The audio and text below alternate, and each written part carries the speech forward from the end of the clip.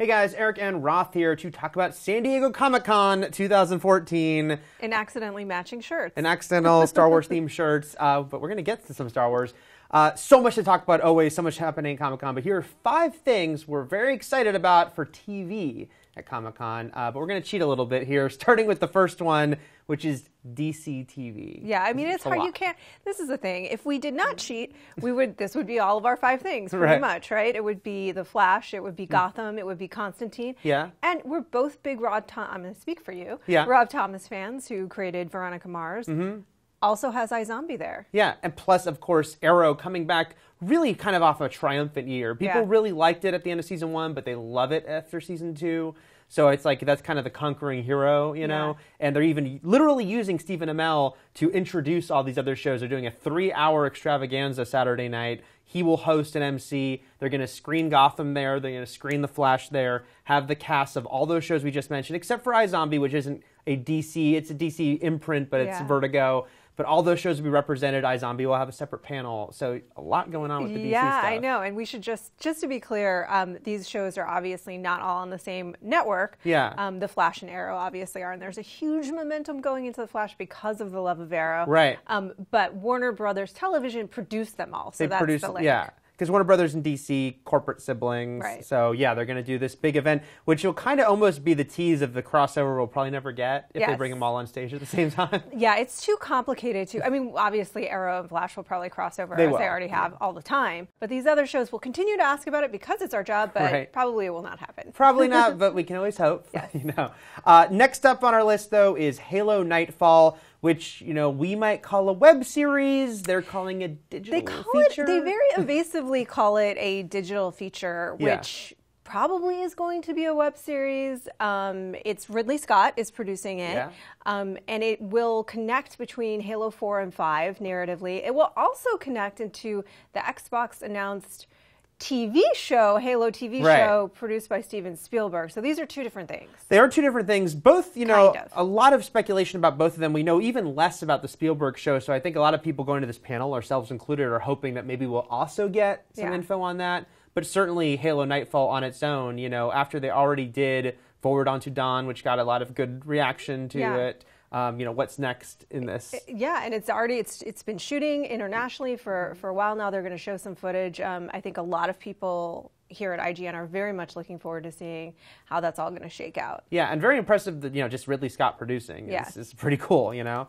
Next up on number 3 on our list is Star Wars Rebels, which is obviously, you know, this is going to be actually Star Wars' biggest presence at Comic-Con will be Rebels, because they're not bringing Episode 7, because that doesn't come out until after next year's Comic-Con. Break our hearts. Break our hearts. But Rebels will be, you know, kind of the big thing because it's debuting this fall, the new animated series for Star Wars. And it's the only other property right now that is official canon outside of the films, right? So it will be interesting, and we'll try to like get some hints about, you know, sort of characters that may link or storylines that they would play out way later, kind of, you know, because this takes place in between.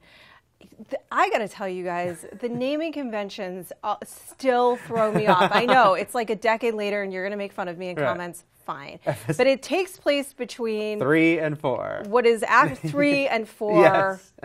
You get it. It's before the New Hope. Right. So, yeah. Yeah, 5 years before A New Hope. But, you know, like Roth said, this is kind of, although they've already begun some of the new continuity, the stuff of, you know, there are some stories that have been in the magazine and some books are coming out. This will be the first sort of big launch of here is official new Star Wars stuff.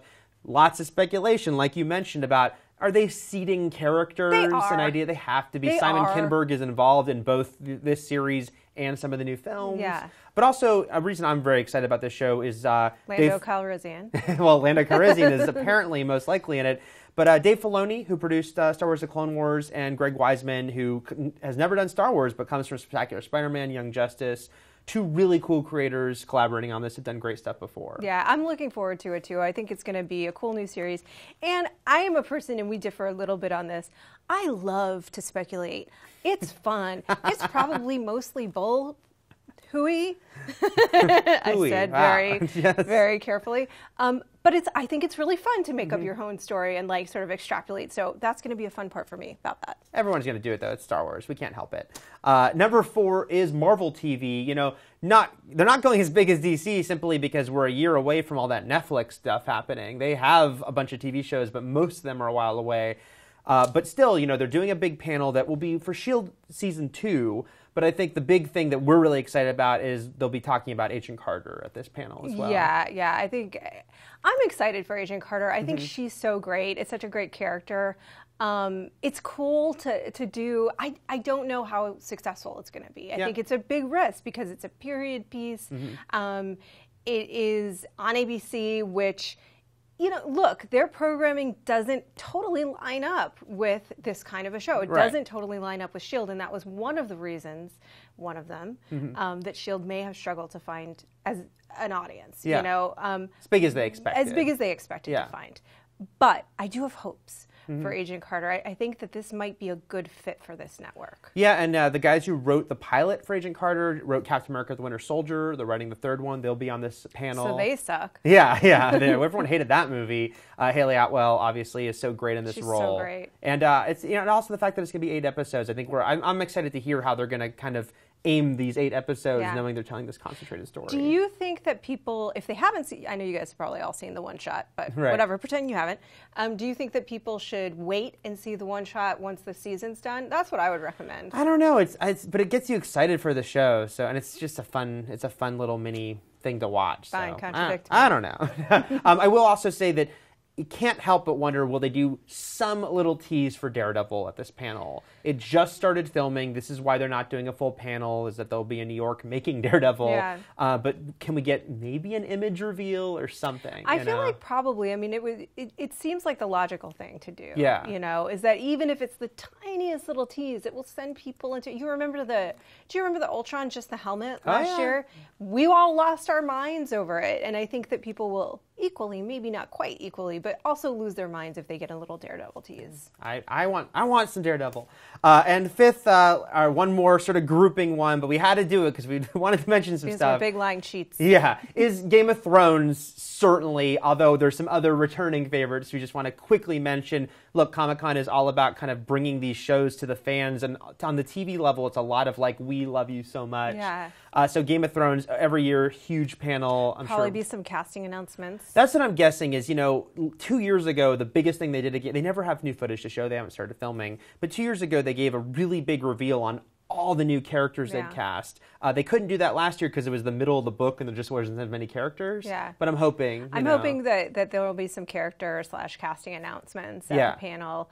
Walking Dead will also be there. They have been filming, so they'll have some footage. They'll probably have the most footage of all these shows because they've been filming for a couple months now. Yeah, so that'll be kind of interesting to see sort of how they're shaping the next season. We love Korra around these parts, so very excited for the Korra panel. It's in the middle of book 3 right now. It's on the air right now. They're going to show a new episode. Going to show a whole new episode.